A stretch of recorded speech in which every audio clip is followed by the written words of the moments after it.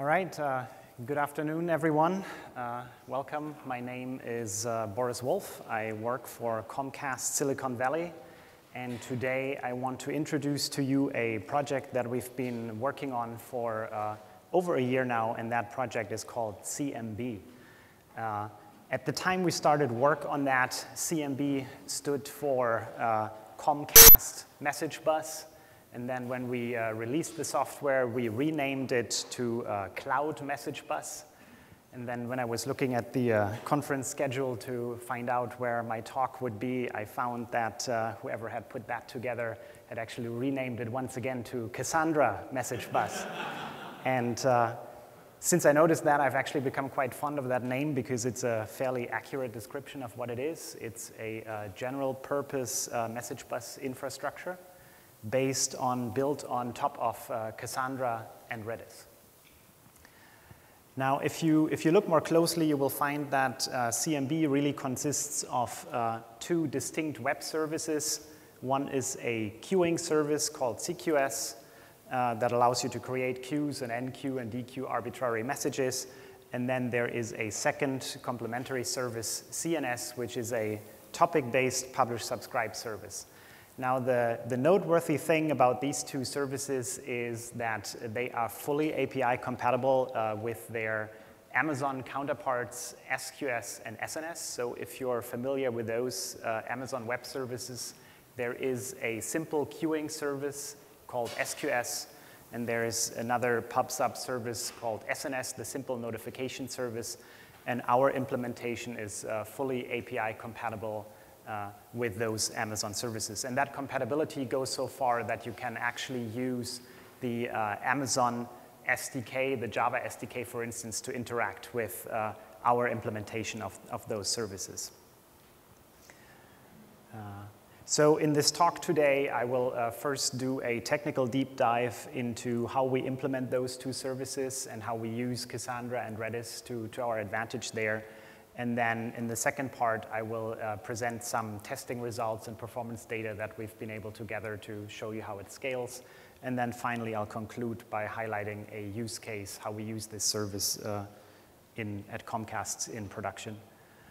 But first of all, the question, why would we even copy this API? Why would we even go through that effort of building our own version of this? And to explain that, I first want to highlight some of our key requirements. So one of the requirements was that we said we wanted to have a message bus that basically replicates messages across data center boundaries. So imagine you have clients in different data centers. They are interacting with the same queue by writing messages to the queue and reading messages from the queue. And in other words, we want messages to be able to flow freely among data centers. That is what we would call operating a queue in active mode. Then, in addition to that, scalability.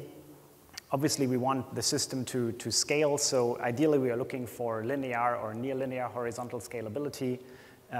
And what do we want to scale? Well, first of all, we want to scale the message throughput, the number of messages we can pump through an individual queue. So you could imagine, for instance, a very busy backend service that just runs across a single or just a handful of queues. So we would need to scale to thousands of messages per second of throughput and beyond. But there's also a second aspect of scale.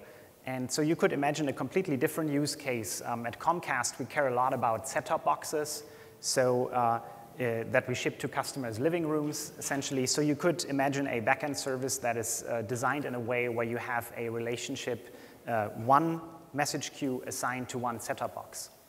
So in such a scenario, those queues probably would not see a whole lot of traffic because it's limited to a single user or a single household, but we would need to scale to millions of queues.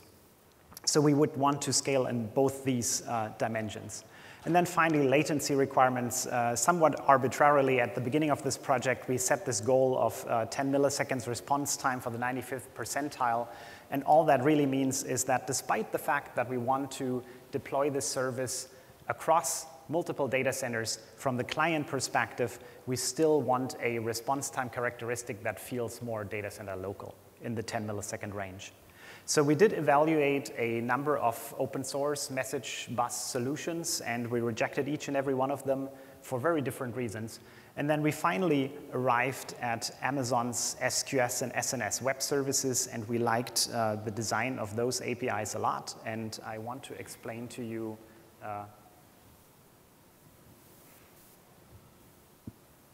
what is so beneficial about this API. So this here is giving you SQS. I'm starting with SQS, and later I will go into SNS. So this is giving you the SQS queuing service in 60 seconds, if you will. So first of all, the service focuses on guaranteed delivery. Everything is centered around guaranteed delivery. Message loss is not an option, which, by the way, is also one of our key requirements for the service. Whereas orderly delivery, meaning that the messages come out of the queue in the same order that you put them in, and also uniqueness of messages, that you don't see any duplicates as you pop messages off your queues. Those things are secondary. The service makes a best effort there, but there are no guarantees. Then there are a few simple core APIs. Of course, there are some to like create queues, delete queues, and so forth, but the core APIs, the most important ones, are just three. There is send message to put a message on a queue, receive message to get a message off a queue. And then there's this third one, delete message. What do you need delete message for? So imagine a scenario where you have a single message queue, and then you have two clients competing for messages from that queue. So those two clients, identical redundant clients, possibly call receive message, say, every 100 milliseconds or so to check for messages.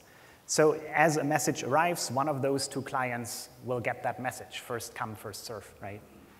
So what happens then, happy day scenario, is the client processes that message, does with it whatever it's supposed to do with it, and once it's done with that, it will come back to the service and make an explicit call to this API delete message, passing in what's called a message receipt ID for that particular message, telling the service, I'm done with processing that message, and we're done. Rainy day scenario is client receives the message and then crashes, taking down that message with it before it's has been able to process it. That also means that client will never come back to call delete message. And in that case, the service, there's a defined timeout period that we call visibility. Timeout, by default, that's 30 seconds. After 30 seconds, that message that otherwise would have gotten lost will magically reappear on the queue for a second client to pick up and process adequately. So as you can see here, basically the service does not trust the message recipients. Not only does the service guarantee that the service itself doesn't lose any messages, it even tries to guarantee that the recipients, the clients of the service, do not lose any messages. So this understanding of guaranteed delivery built into the core API, we thought that was very elegant, and we adopted that. And here I just want to spend 60 seconds on talking about the advantages of adopting an API over building one or designing one on your own. So typically, when you set out to do something like that, you have a specific first use case in mind, right? Otherwise, you wouldn't do it. And what often happens, or most often happens, is that somehow, as much as you try to come up with a generic multi-purpose API design, somehow those requirements for that first use case find their way into your API design. It will be somewhat biased towards that first use case. And even if you manage to stay clear of that issue, it's almost guaranteed you won't get it right the first time. Just like with any other software project, you will probably come up with a prototype, you will try it out, you will realize it doesn't work the way you thought it would work, so you spend a lot of time in discussing various designs, and you go through a number of iterations. So all that time that you spend doing things like that can be entirely cut off your project time if you are adopting a well-designed, somewhat battle-tested API. And then finally, if you're building something that you want other people to use and not just your own project group or the project groups near you, if you want to give that to people outside of your organization, you need to think about other things like documentation, tools, right? Maybe you want an SDK that makes it easy to interact with your service. And you need some kind of user forum out there where people can ask questions and seek answers. And again, if you are re-implementing or implementing an existing standard, then you can expect that some of those things are already around and you don't have to reinvent all of them. So overall, it's really all the advantages of implementing an existing standard over trying to set one on your own. So in hindsight, following this pattern has been very, very successful for us, and we felt it was a very good approach. But back to the original question, why didn't we just go with SQS, right? Obviously, we like the aspect of guaranteed delivery. We like the simplicity and robustness of the API, and obviously Amazon scales pretty well. So you could have some business concerns, right? The costs associated with running these Amazon services or losing control over your data. But those were not really our concerns. Our concerns were purely technical. One of the major concerns was around latency, not so much throughput, but latency. So by definition, if you interact with an Amazon service, it's a cross-data center transaction, right? So what I said earlier, that we want like 95th percentile 10 millisecond response time, you will probably never get a 10 millisecond response time if you interact with an Amazon web service. Unless the only alternative would be if you can host your entire ecosystem, everything you own in EC2, in the same networking zone as SQS, really. But at least right now, that's not an option for us. So latency was a big issue. And then also there are a number of limitations that are put on a user of these Amazon services. There is a maximum message size, for instance. There's a number of timeout periods that have certain maximums that you cannot get around. And of course, we re-implement all those same limitations, except that those limitations simply become properties in a configuration file to us. So if you deploy the service, you can adjust those numbers and in a way deploy your own flavor of this service tailored to your own needs. So to summarize, we set out to build a horizontally scalable queuing service on top of Cassandra and Redis, which is API compatible with Amazon's SQS API. And so going into the architecture and the details of the design, we chose Cassandra. Of course, the main reason was for its cross-data center persistence and replication ability, and we know it scales horizontally very well. And in fact, we had an original implementation that was purely based on Cassandra, and then we realized we couldn't meet the latency requirements that we had set for ourselves, and so we added Redis into the picture, at first to improve latency as a cache. But then we realized that it's also very useful helping out with the best effort ordering of messages, and we are using Redis to manage that visibility timeout mechanism that I was describing earlier, that whole business of hiding messages and then making them reappear if you don't delete them. All of that we handle in Redis and not in Cassandra. So first, I want to talk a little bit about data modeling. How did we model the column families in Cassandra that sit behind the CQS queuing service? So whenever you do a project in Cassandra, the recommendation usually is figure out what are your key data structures and what are the most frequently asked questions, the most frequently asked queries on those data structures, and then model your schema around those queries. So as we did that, we went through a number of iterations, and I just want to highlight 3 of those. So the first approach, somewhat naive, we said, okay, how about we represent the messages for a single queue in a single column family, 1 column family per queue. And in this scenario, we have a column family with a single column, which has a static column name, message body. The row keys would be the timestamps when the messages were received and the column values would be the actual payload, the actual messages. So we would, at that point in time, we didn't really know what we were doing. We came from a relational database background, didn't know much about Cassandra. And the problem here is, so what is the query that you typically would ask from a queue? So probably you would want to know what's at the head of the queue or the tail of the queue, right? And in Cassandra terms, what this means with this design is you would want to do a range slice query. And you can only do that if you use what's called the order preserving partitioner. And again, at the time, we didn't even know what that really means, but we consulted with people who did know about that, and everybody told us basically stay away from the order preserving partitioner at all costs if you can at all, right? So we said, okay, that doesn't work. So we quickly rejected this approach here. In fact, we never implemented that. That was our first iteration. So we said, if that doesn't work, how about we do it the other way around? Let us store the messages that are sitting in a queue in a row instead of a column. So now the first advantage you are seeing here is that now we can store these messages. We can store messages for multiple queues in a single column family. The row key now is an identifier for the queue, a queue ID, if you will. The column names are the timestamps when the messages were received, and the column values are the actual message payloads. So now we're taking advantage of a nice standard Cassandra feature, which is that it will sort columns by their column name automatically for us, right? So if we configure this right, messages will be sorted in chronological order from here in this visual from left to right because the column names are timestamps. So this is good because now we can actually do column slice queries, and we can ask for the head of the queue or the tail of the queue or anything in between, really.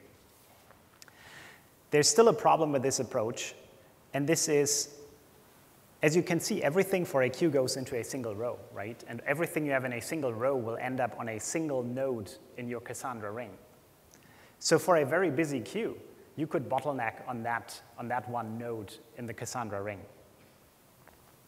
Also, keep in mind that what we are doing here is not really the standard typical Cassandra use case, right? If you look at the literature, typical introductory examples would be like a logging application, for instance. Very write-heavy time series data where you always write, you rarely read, and maybe you never delete, right? Whereas a queue has a lot of churn. We have an equal amount of write, read, and delete operations. So we are producing a ton of tombstones as we are doing this.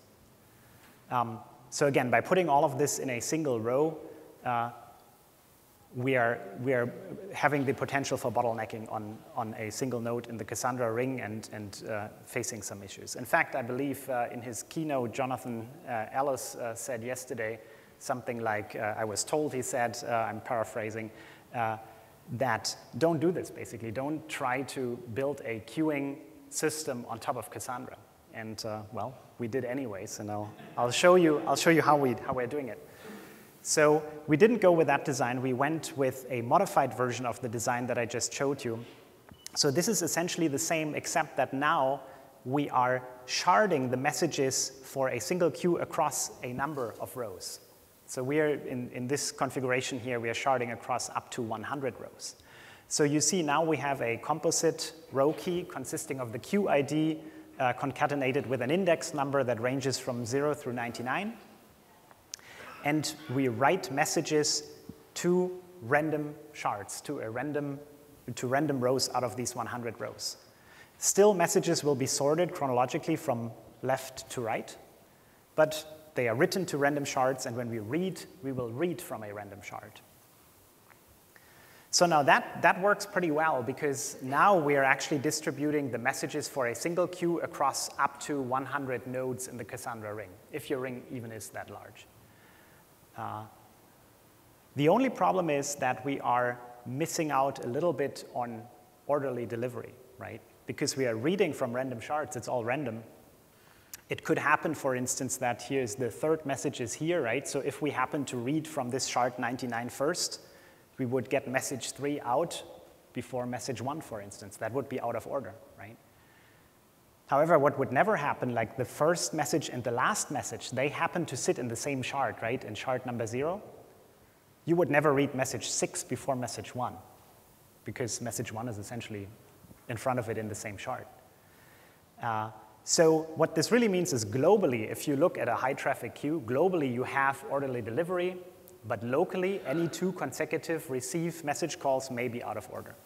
And we're using Redis to straighten that problem out, and I'll show you how that works looking at a data flow example. So I'm giving you a simple data flow example where we're looking at a single queue, we're sending 3 messages in, message 1, 2, 3 in that order, then we make 1 call to receive message, and hopefully we get the first message out that we send, that's message 1, and then we're assuming the happy day scenario, we are coming back to delete that message.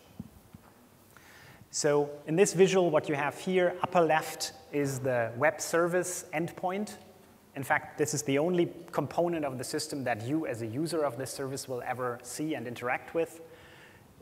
This one here is the Cassandra column family, the architecture that I just described, and then on the right side, we have our Redis caching layer.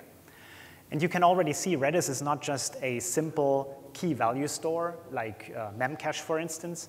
It actually offers rich data structures. You can create lists, hash tables, sorted sets, all kinds of things. And we're making heavy use of that. So if I call send message for the first time, the message call comes in on the service endpoint. The message is written to a random shard in our Cassandra column family. And the message ID goes into a Redis list. So notice, I hope you can see that in the ID that we are storing in that list is, again, a composite key, this time consisting of the row key from the Cassandra column family concatenated with the column name. So this is still very little information, very dense information, but it's enough to actually pinpoint the message payload, locate the message payload in the Cassandra column family.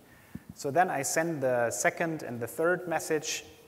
As you can see, they trickle into random shards in the Cassandra column family, but they line up perfectly in that Redis list. So we have 1 Redis list per queue. Then we call receive message, and what that does is it essentially pops off that message ID from that Redis list, reads the payload out of Cassandra, and it also puts that message ID on a hash table in Redis along with a future dated timestamp 30 seconds into the future, and there would be a background process that checks this hash table periodically, and if we don't delete the message within that 30-second time window, it would be placed back on the list. And that would constitute making that message revisible. But here we are assuming happy day scenario. We are calling delete, which means it will be that ID will be removed from that hash table. And finally, we're deleting it actually from Cassandra. So I should step back 1 slide back, because you should notice here when I actually received the message, notice what happens in Cassandra, right? Nothing, really. By handling this entire visibility timeout in Redis, we're saving ourselves some churn in Cassandra. Otherwise, we probably would have to do an extra write and delete operation in Cassandra and create an extra tombstone. But by doing that in Redis, we don't have to do that. Are you taking questions? I will take questions after the talk, okay? So architecture recap. We have a Cassandra persistence layer. Messages are sharded across 100 rows per queue, and we're mainly doing that to avoid wide rows, and by that I mean rows that are wider than 500,000 entries. We're doing that to minimize churn and the creation of tombstones, and most of all to distribute queues among Cassandra nodes. We're introducing also the Redis caching layer, originally to meet the latency requirements, but then also to improve on the orderly delivery and to handle the message visibility. Key Cassandra features that we're using. Well, of course, the main reason, I just want to highlight 2 things on this slide. The main reason to choose Cassandra in the first place is its ability to replicate across data centers, of course. We are using local quorum reads and writes. which we find strike a very nice balance between still having the data center local response time characteristics that we want, but at the same time making sure that eventually data will arrive in all data centers. So that was the main reason to choose Cassandra, right? But there are also, as you get into the nitty-gritty implementation details, there are a lot of nice little features that help us out. So for instance, I just want to point out one of those here. There's TTL, right? You can set a time to live on column values. So that fits very nicely with a feature of the queuing service, the SQS service, which is a message retention period. If you don't pick up your messages from the queue within 4 days, they are supposed to disappear from the queue. And we didn't really have to implement a whole lot to make that happen. All we are doing is we're setting a TTL on the column values that represent those messages. So that's just an example for that. Scalability.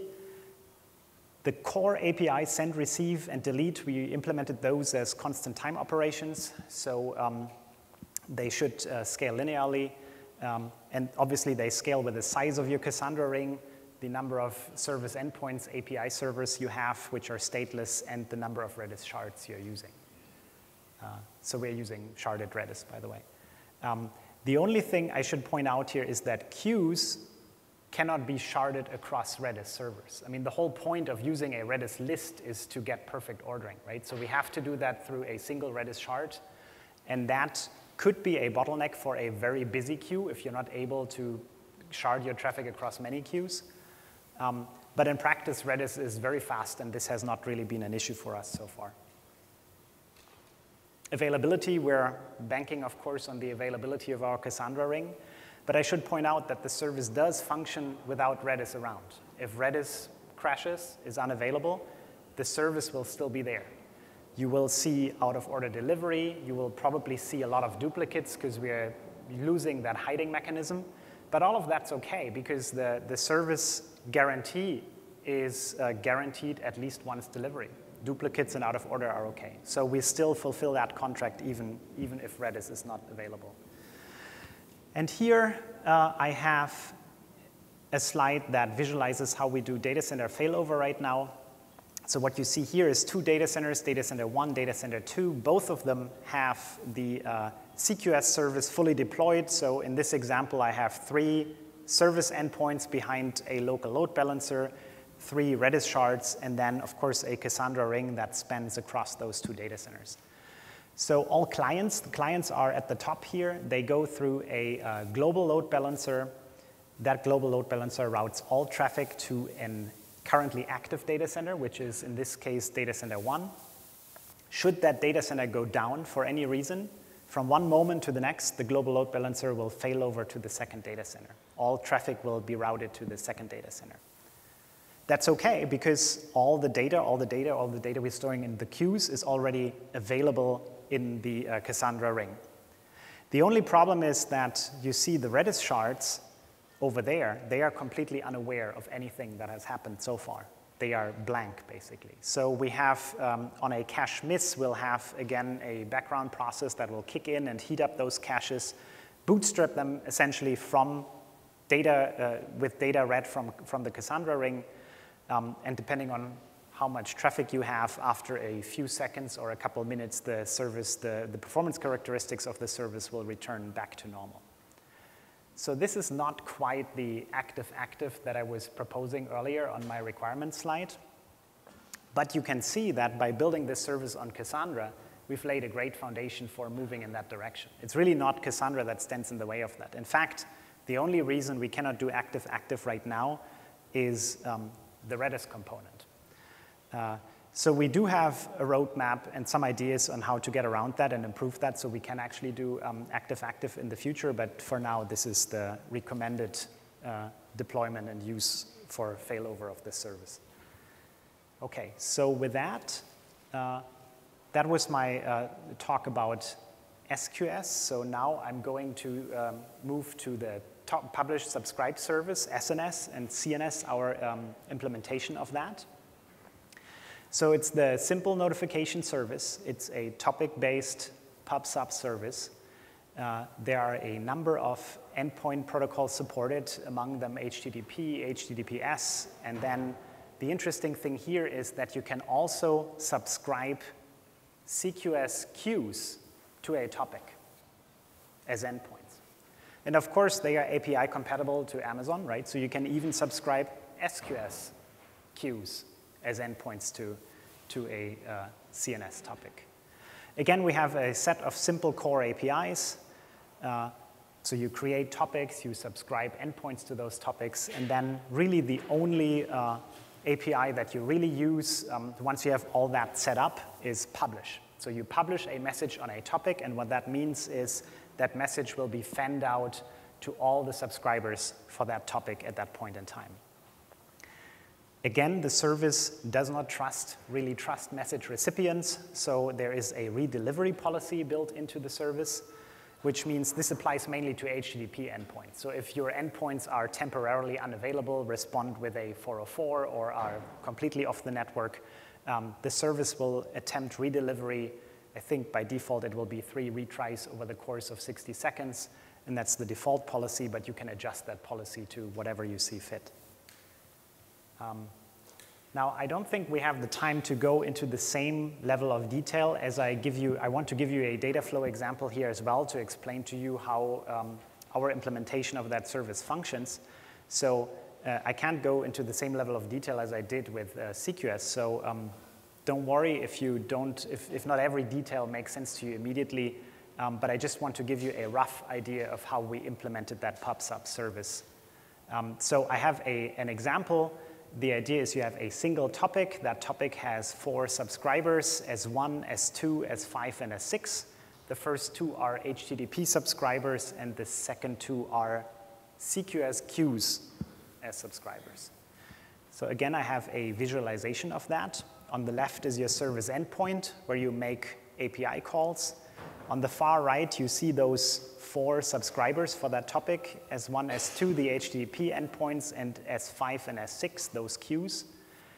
And in the middle, this blue box here, this is what you as a user of the service never get to see. This is our internal implementation of it. And the main point I want to make here is that CNS is implemented over CQS. We are using CQS queues internally to distribute the work of fanning out messages to subscribers.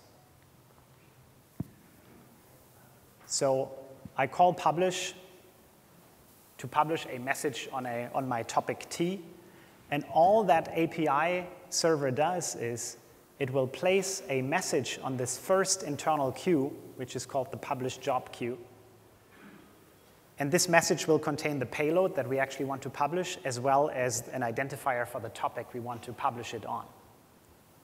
And then from there, that message travels to that second queue, which is the endpoint publish queue.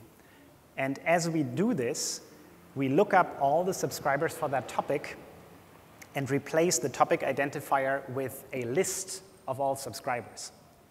Now, this list can be very long, right? And if it is, we actually split it up into multiple messages. So in this case, this is just an example. So for 4 endpoints, this doesn't really make a lot of sense. But think of this as like a topic with, say, 1,000 subscribers, where we would possibly split it up into subsets of 100 subscribers each. So then you would end up with like 10 messages, and each of those 10 messages would list 100 of these subscribers. And then from there, messages get picked up and fanned out to the subscribers that are listed in each of them. So the first one goes to the first 2 subscribers, and the second one to the second 2 subscribers. And that's the whole flow end to end. So what you don't see in this diagram, like all this shoveling around from messages from one queue to the next queue, and from there to fanning out to subscribers, this is done by a standalone process that we call publish worker. And the whole reason that we are doing this design is the fact that this publish worker scales perfectly horizontally. So we can fire up as many of these publish workers as we want. And this is exactly what allows us then to publish to topics which have a large or an extremely large number of subscribers with very good end-to-end latency.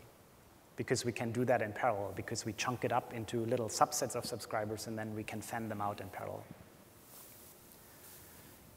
So architecture recap on CNS. We are using SQS queues internally. Those queues preserve messages when these publish workers that I just mentioned are either down or unavailable. Also, another aspect is the CQS queue has the visibility timeout I talked about, right? So that helps if publish workers crash, right? Say in my last slide, say the publish worker that picks up this message to publish that to the endpoints 5 and 6 picks up that message from the queue and then crashes, right? Taking down that message with it. If that happens, after 30 seconds, that message will reappear on that queue. That's a feature of the CQS queue. And another publish worker, a redundant publish worker that has not crashed, could pick it up and redeliver. That may produce some duplicate deliveries, but again, that's okay because the service only says guaranteed at least once delivery. And then finally, we have the retry policy that helps with delivery in case that the receiving endpoints are unavailable temporarily. So if you're comparing Amazon's SQS and SNS with our implementation, CQS and CNS, the goal, of course, is full API compatibility, and we're pretty much there. We have all APIs implemented, most parameters implemented. There are really only very few exceptions. For instance, we are not implementing the latest version of the digital signatures in Amazon. Version 1 and 2 are okay, but version 4 we don't. But really, the things we don't implement are very few. We do, however, have a few enhancements. So we offer a number of APIs for management and monitoring of these services. And I'm sure Amazon has these too, except that they don't make them available to normal users, right? So, but we have things like that. And all the limitations, what I mentioned earlier, like maximum message size, maximum message retention period, maximum visibility timeout, all these things you can configure if you deploy CQS and CNS.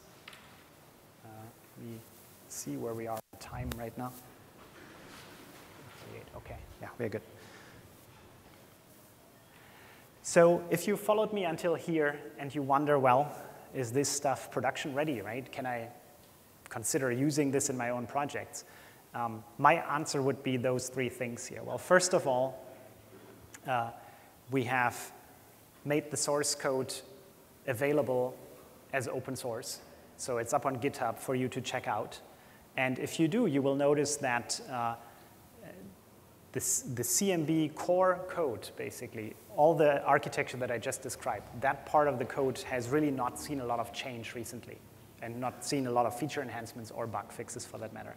We've done an extensive amount of testing, including scalability testing, and we're using it at Comcast for an increasing number of production systems. So first, so the rest of this talk I want to spend telling you a little bit about the testing we did and the performance metrics we gathered. And then finally, I want to give you a single use case as an example. So testing, we've done functional testing, and by that I mean unit tests. So we have pretty good code coverage. We've done stress testing. By that I mean mainly error case and error case testing, or corner case testing. So we have simulated Redis outages. We have simulated data center failovers. We've done endurance tests where we ran the service for days or weeks or even months at a time. So we've done all that. But what was most important to us, actually proving that the system has that property of linear horizontal scalability, it took us a long time to get around to doing that. And there were several reasons why it took us so long. I'll just give you one reason. So if you think about it, you need a bunch of machines for this deployment, right? You need API servers behind a load balancer. You need Redis shards. You need a Cassandra ring. You also need probably extra machines to generate the load for testing. So even for a small deployment, you end up requiring probably like 10 machines or something like that. And then you want to scale up, right? Probably to 50 or 100 machines. So you can't really do that with a couple of dev boxes anymore. You need to go to the data center. And well, I don't know if you have any experience with requesting like a sizable chunk of data center capacity from a data center in a large organization. For me, it was a first, and it turns out that there's some process and overhead involved, right? So from the time that you actually request this capacity to you getting access to it, some time can pass, right? So while we were waiting for that, I guess we got somewhat impatient. We were at some point even contemplating doing this scalability testing in EC2. But then we figured it would be just too silly to first clone an Amazon service and then host it in EC2. We could have done that, but we didn't. So what we actually ended up doing is we tested this in an OpenStack cloud. So it turns out that at Comcast, we are operating a number of data centers based on OpenStack. Some of them already run production systems, but there are also a few that are still fairly experimental and only have few tenants. And actually, the project group that operates these data centers approached us and said, like, hey, don't you want to test your service in our OpenStack data center so we can, at the same time, see if our infrastructure works? And so it was a win-win for the both of us, and that's what we ended up doing, and I'll share some of the results that we found. So first, we did SQS throughput scalability testing, and what we wanted to show is message throughput as a function of the Cassandra ring size. So the way we went about this is we wanted to make sure that all components of the system are essentially oversized, except for the Cassandra ring, right? So that as we run our tests, everything would be underutilized and pretty much, well, not exactly idle, but at least not stressed. And then we would make sure that we put some kind of load or stress on the Cassandra ring, take whatever throughput number we would measure, and then increase the ring size and do that same test again. So we played around with ring sizes, Cassandra ring sizes from 4 to 24 nodes, and had the necessary capacity of API server and Redis shards around. This here, this bar chart shows you a typical test run that we did. We did many of those types of tests. So each bar represents one test minute. And what you see here is in absolute numbers how many API calls we sent to the service. Color coding tells you what calls they were. The blue ones were send message calls, putting messages on queues. Then the green ones are receive message calls, and the brown ones, I believe, are delete message calls. So one interesting thing you see here already is that apparently sends are faster than receives and deletes, right? And this is actually a characteristic that we would expect from a system that's backed by Cassandra, right? That writes are cheaper than reads and deletes. So by the way, these tests, this is looking from the perspective of a single API server. We had 10 of those, so what you're seeing here is 10% of the load. Those tests were pushing 2 million messages each, and we did that in roughly 15 minutes or so. Translating 2 million messages translates to 6 million API calls, right? Because you have send, receive, and delete. And yeah, on a single API server, you would see 10% of that load, which translates to 200,000 messages.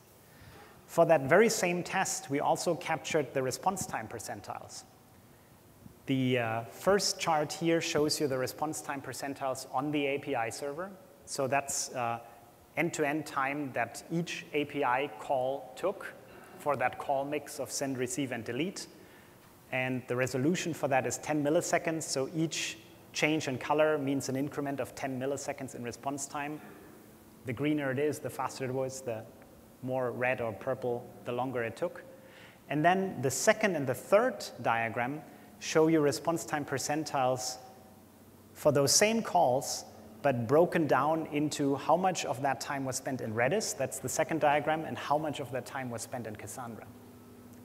And the resolution for those two is 1 millisecond, not 10 milliseconds, but 1 millisecond. So without going into too much detail here, what you can see is that the API servers as well as the Redis shards were still pretty happy, whereas Cassandra was stressing. Like during the middle of this test, more than 50% of the calls came back as purple, which means in this diagram 10 milliseconds or more, or way more. Like if one of those calls took a second or two, it would also fall under this purple category here. So for each and every test we ran, we tried to drive the system to this point where all components were happy except for Cassandra. And then we tried that for different ring sizes, and here's what we got. So here you see ring sizes ranging from 4 to 24 nodes, and the throughput we got ranged from roughly 3,000 calls per second up to 15,000 calls per second. And if you look at that in a chart, this is ring size versus throughput. You see this starts out perfectly linear, and then at 12-node ring size, we had a slight drop-off, and then it continues linearly. So if you're asking why is that slight drop-off there, we're still investigating this. This is brand new stuff, by the way. We took these numbers over the past couple of weeks, so you're actually the first audience to see this here. So I would say that, well, first of all, we are not really testing just a Cassandra ring here, right, under perfect lab conditions. We are actually putting a realistic load on a relatively complex system that contains a Cassandra ring. And as much as we try to make all these other factors disappear, we may have not completely succeeded at doing that. Like from the numbers, what we looked at, it still looked like there was some room in Cassandra for more, so this line could have been more linear. To give you one example, like one of those factors, for instance, we didn't have a real load balancer at our disposal. We were actually resorting to using a software load balancer, HA proxy, and as we were increasing the load, we saw that there were some issues with that, so we had to tweak that a little bit, and there may very well be other things in those tests. But overall, it's still, I mean, we wanted near linear scalability, and it doesn't look like we are entirely off here. I mean, we were actually pretty happy with these results. Then we did the same thing for CNS, for the pub/sub service. We wanted to see throughput scalability here as well. And here, the most important metric is end-to-end latency, right? How long does it take from the moment in time that you publish a message on a topic until all the subscribers have received that message? That's end-to-end latency. So in this case, what we wanted to do is we wanted to make sure that the underlying SQS service is underutilized and not stressed.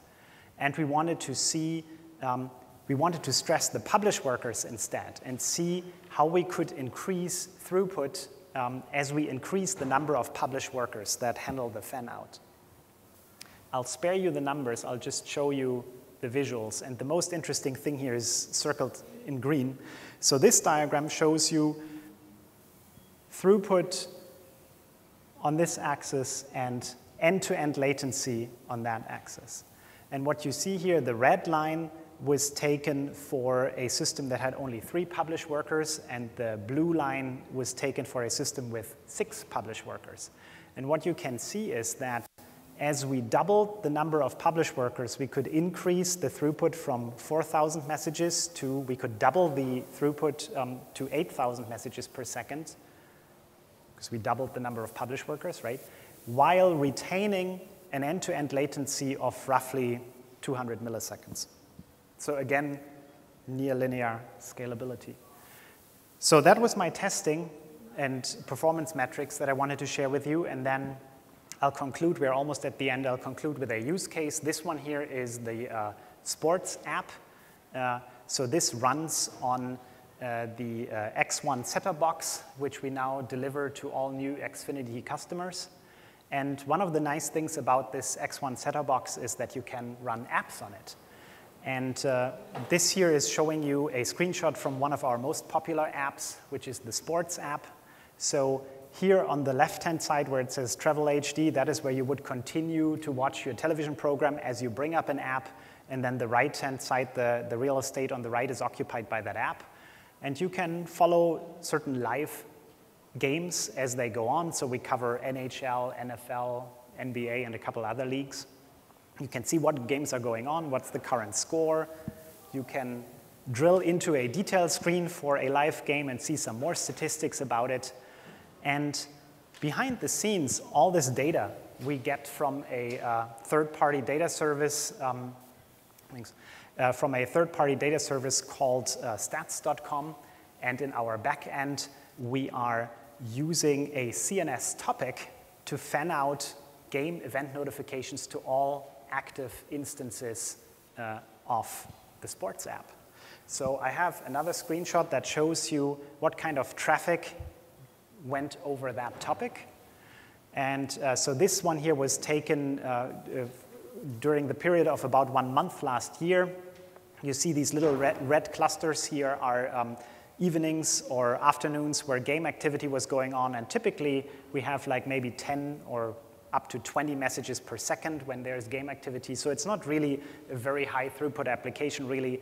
Over that entire month, I think we collected roughly 1 million publish calls, 1 million messages. Then maybe there are some evenings where there were more games, so there are higher loads. But an interesting point is this spike here went up to 130 messages per second for a while. And so this was not a production system here. This was actually a QA system that was not terribly redundant. In fact, it had a single publish worker, and that publish worker failed at that point in time.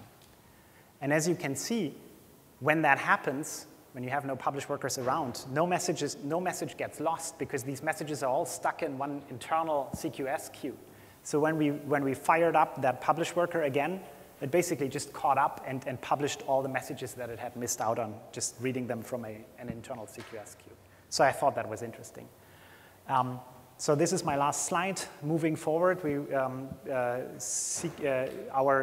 CQS and CNS services are still under active development. We will continue to follow SNS and SQS APIs as they evolve.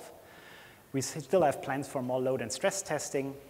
And one focus recently has been ease of deployment and scaling. So as we were doing all this scalability testing that I was describing earlier, we also started developing a bunch of Puppet scripts so that we can now basically at a push of a button deploy an entire system at any size that we want. So we don't have those Puppet scripts up on our GitHub repository yet, but we will make those available in the near future. And then finally, we are looking at more in-house production deployments, which are currently all isolated by application, and then eventually maybe we can even offer CQS and CNS as a service. And yeah, that's all I've got for you. I don't know if we have time for a couple questions. Yeah, we do? Okay, great. So if there are any questions, yeah, if you could come up to the mic, is that okay? Thanks.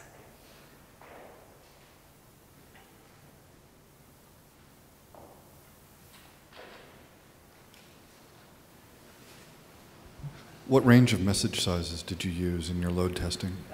Those were 1 kilobyte messages. And we actually found that in that range, like anything like between just, a few bytes to up to like 2 kilobyte or so, we pretty much get the same numbers. Like you would start see like latencies shift and throughput go down if you have like message sizes that go beyond north of 2 kilobyte, basically. Okay. Other questions? Yeah, go ahead. So you show a use case of sports on a set-top box, right? Like a UI. So how do you publish the event to the set-top box? Is this set-top box HTTP server itself and having a public IP? Right. That's an excellent question. So I was simplifying the story a little bit. In between our topic that publishes and the set-top box, there is an app server in between. So the set-top boxes are entirely cloud-based, so they are pretty simple in their design, and the actual app is running in an app server in a data center. So each of those, we have a number of these app servers as we scale up. But each of those app servers takes care of a whole bunch of set-top boxes. So we are actually publishing to the app servers, and they then, in a second layer, fan out to the actual set-top boxes. So the HTTP endpoint is on that app server, and not on the set-top box.